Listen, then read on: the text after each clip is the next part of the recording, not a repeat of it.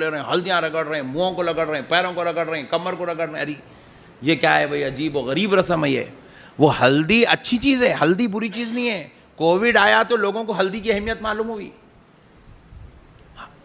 ہلدی اچھی چیز ہے, کھائے تو بھی اچھی ہے, رگڑ لیے تو بھی اچھی ہے. رگڑ لیے تو یہ جسم کے اوپر کے جو خارش وغیرہ, یہ جو جسم کی بیماریاں دور ہوتے, اور ہلدی لگا تو آدمی گورا بھی دکھتا کرتے. ہاں جی, اس لیے وہ 3-4 دن ڈال کے رگڑتے رہتے, گوری دکھنا شادی کے دن بول کے. پہلے بیوٹی پارلر نہیں تھے نا. ہاں, یہ بڑے لوگوں کے بہت حکمت کی چیزیں ہیں, اپن ان کے خلاف نہیں جا سکتے نا. بہت سوچ سمجھ کے پلان کر کے کرو سے ہو. کیونکہ اس دن بچی کو دیکھنے, دلہن کو دیکھنے پورے خاندان والے, قبیلے والے, گاؤں والے, شہر والے پورے آتے. تو اس دن بچی اچھی دکھنا, دلہن کے جیسی دکھنا. 4 دن پہلے سے اس کو ہلدی لگاتے تھے, تو وہ دلہن کے حد تک اچھا تھا. اس کے بعد کیا کرے, دولہے کو بھی بٹھا کے شروع کر دیے.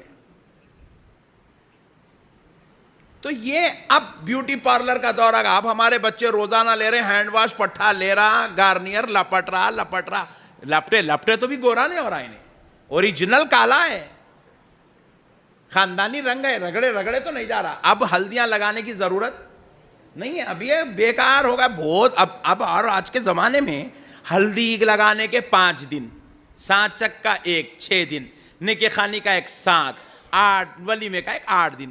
کون نکالتا بھائی 8 دن, کس کا نہیں ہے اتنا ٹائم, بولو آپ. 8 دن جانا آنا, دینا پنانا, کھلانا پلانا. بہت سگا بھائی ہے, سگی بہنیں بولے تو کریں گے, پورا خاندان کہاں سے کریں گے. 8 دن لگانا شادی کے واسطے. اتنی بزی لائف جاری, 1 دن بھی اگر نکاح خانی کو نکال دے تو بہت بڑی بات ہے. 2 دن ولیمے کے واسطے نکال دے تو بہت بڑی بات ہے. اچھا, بازو والے مولانا لوگ ایک نئی مہم شروع کرے, 1 ہی دن میں نکاح کر دو, ولیمہ کر دو. ارے میں بولا یہ کیا رہے, ظلم. بہت ظلم ہے بھئی, یہ ایسا نہیں کرنا. اتنا بھی ٹو مچ نہیں کر دینا. 1 ہی دن میں کر دو, خرچہ کم ہوتا. ارے کیا بات ہے, خرچہ کم ہونا ہے تو کچھ تو بھی دوسرے چیزیں سوچیں گے. 1 ہی دن میں کھاؤ بھی, کھو جاؤ بھی, سو جاؤ بھی, اٹھو بھی, بولے تو کیسا ہوتا بھائی. ایسا نہیں ہوتا. غلط باتیں ہیں, سب بالکل بیکار باتیں ہیں. خاشی یہ شادی کو جو ہے مردہ خانہ بنا دے رہے ہیں لوگ. یہ خوشی کے دن ہے, شادی بولتے خوشی کو, شاد مانی ہے وہ خوشی. تو خوشی آج آئی تو رہنا 1-2 دن ٹکے ہونے, صبح ہوئی شام میں ختم, جاؤ ہو گیا, جاؤ ولیمہ بھی ہوگا نہیں. ایسا نہیں ہونا, ایسا نہیں کرنا. خوشی کے دن ہے, تم نہ کہو خوش, ان دونوں کو تو خوش ہونے دو. عجیب مہمہ چلاتے ہمارے لوگ. بھی کیسا سوچتے, بیٹھ کے نئے پوائنٹا نکالتے پٹھے. صبح میں شادی, شام میں ولیمہ, لیو گمت. ایسا کیسا ہوتا بھائی, اتنا بھی کیا ٹو مچ ہے بولو آپ. یہ سب بیکار باتیں ہیں, ایسا نہیں کرنا. شادی کی خوشیوں کو رہنے دیجئے. فضول خرچی سے بچیے, برائیوں سے بچیے, گناہ سے بچیے, گندے کام سے بچیے.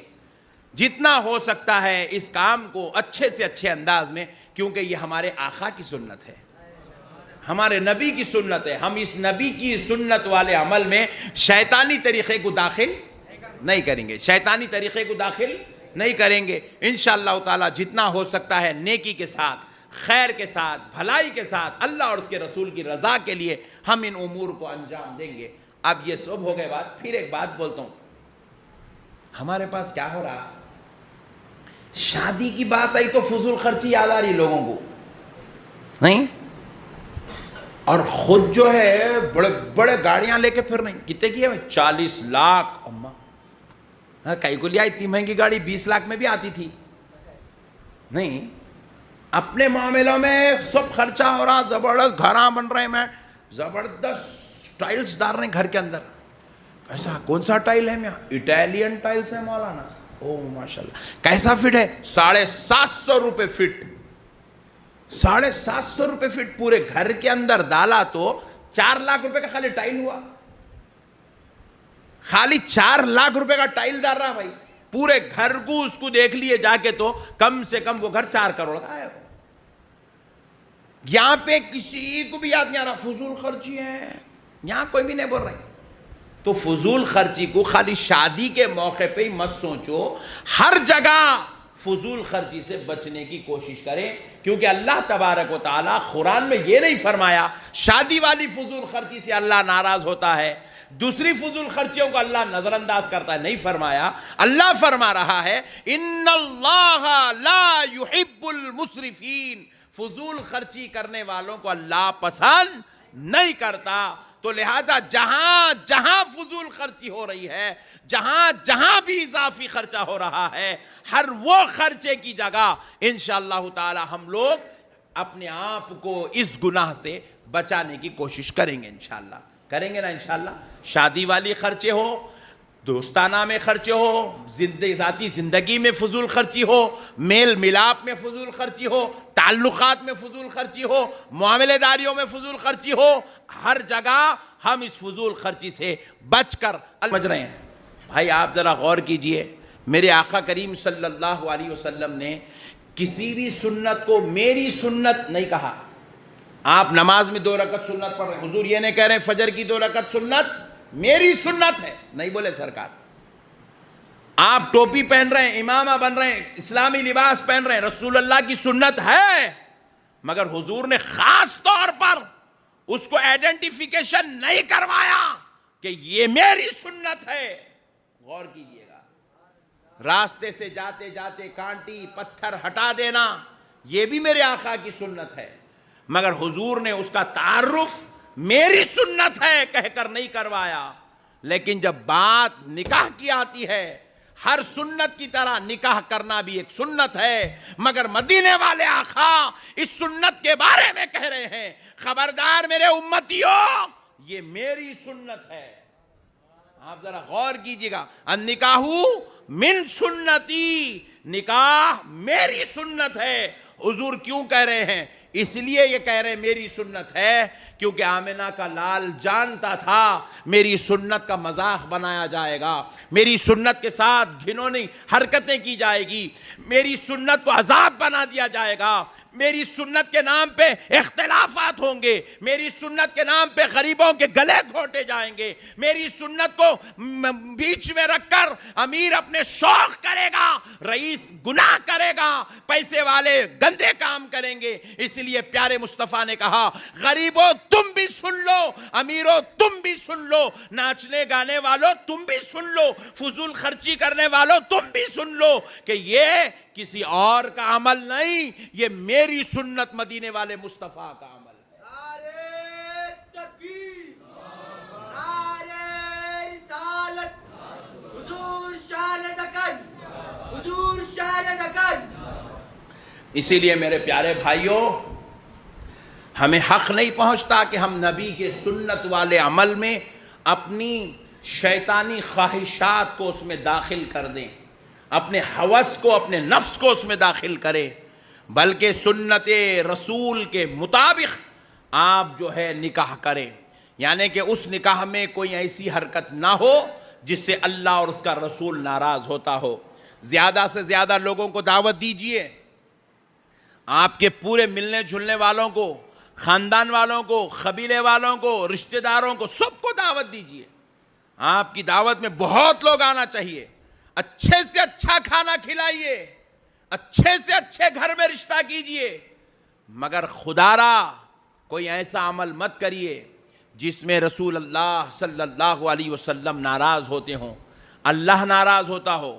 جیسے ناچنا، گانا، بجانا، پٹاخے پھوڑنا، اور جو ہے آرکسٹرا کو بلانا، یا پھر جو ہے ناچنے والوں کو، گانے والوں کو دعوت دینا. یہاں تو ہمارے پاس شہر میں ہم نے ایسے بھی دیکھا ہے، بعض لوگ اپنی دعوتوں میں، اپنے فنکشنز میں ممبئی سے جو ہے ناچنے والیوں کو، گانے والیوں کو بلا کر اپنی دعوتیں کی تقریب تکمیل کر رہے ہیں. خدا را میرے پیارے بھائیوں ایسا کام مت کریے، یہ اللہ اور اس کے رسول کو ناراض کرنے والا کام ہے. ایسی شادیوں پر سے اللہ کی رحمت اٹھ جاتی ہے. اللہ تعالیٰ ایسی شادی کرنے والوں کو پسند نہیں کرتا. اور پھر اس کے بعد شادی تو ہو جاتی ہے، لیکن جب اولاد آتی ہے تو وہ اولاد کوئی متقی، پرہیزگار جو ہے نہیں ہوتی. دیکھو شادی کا مقصد کیا ہوتا ہے، کیوں کرتے ہیں شادی؟ ہمارے کئی لوگ شادی کر لیے، زندگی بھی گزار لیے، مگر شادی کا مقصد ہی نہیں معلوم ہے شادی کیوں کرتے ہیں. شادی کا مقصد ہے ایک کامیاب زندگی ہونا، شادی کا مقصد ہے گناہ سے بچنا، شادی کا مقصد ہے اولاد کا ہونا. اگر شادی نہیں کریں گے گناہ ہوگا. کیا گناہ ہوگا؟ زنا عام ہو جائے گا. شادی نہیں کریں گے رسول اللہ صلی اللہ علیہ وسلم کی امت کا سلسلہ آگے نہیں بڑھے گا۔ اولاد کا ہونا، امت میں اضافہ ہونا، اولاد کا ہونا۔ پھر اس کے بعد شادی کا تیسرا مقصد ہے کہ انسان کو جو ہے اللہ کی طرف رجوع کرنا، کامیاب زندگی گزارنا۔ انسان اگر اکیلا ہے تو آپ دیکھیے اس کی زندگی کامیاب نہیں ہے۔ اس کے کپڑے کون دھونا، ایک سوال پیدا ہوتا۔ اس کے لیے کھانا کون پکانا، ایک سوال پیدا ہوتا۔ اس کا خیال کون کرنا، ایک سوال پیدا ہوتا۔ بیمار ہو گیا، اس کی جو ہے تیمارداری، اس کی خدمت کون کرنا، بہن کتنا بول کے کریں گی، اماں کیا بول کے کریں گی، بیٹی تو ہے نہیں، تو پھر اب ہوں گا کیا؟ تو اسی لیے کہا گیا کامیاب زندگی کے لیے نکاح کرنا ضروری ہے۔ تو بیوی ہوتی ہے تو انسان کا پورا خیال کرتی ہے، اس کے کھانے سے لے کر، اس کے کپڑے سے لے کر، اس کی خواہشات سے لے کر، اس کے گھر بار سے لے کر ہر کام اس کا پورا انجام دیتی ہے۔ اسی لیے کامیاب زندگی کے لیے، اللہ کی رضا حاصل کرنے کے لیے نکاح کرنا ضروری ہے۔ مگر میرے پیارے بھائی، ان چیزوں کے لیے انسان جب نکاح کرتا ہے تو نکاح کو بالکل شریعت کے مطابق جتنا ہو سکتا ہے آسان سے آسان کریں، فضول خرچیوں سے اجتناب کریں۔ ایک رسم اور بھی جو ہے ہمارے پاس چلتی ہے، بہت پرانی ہے وہ،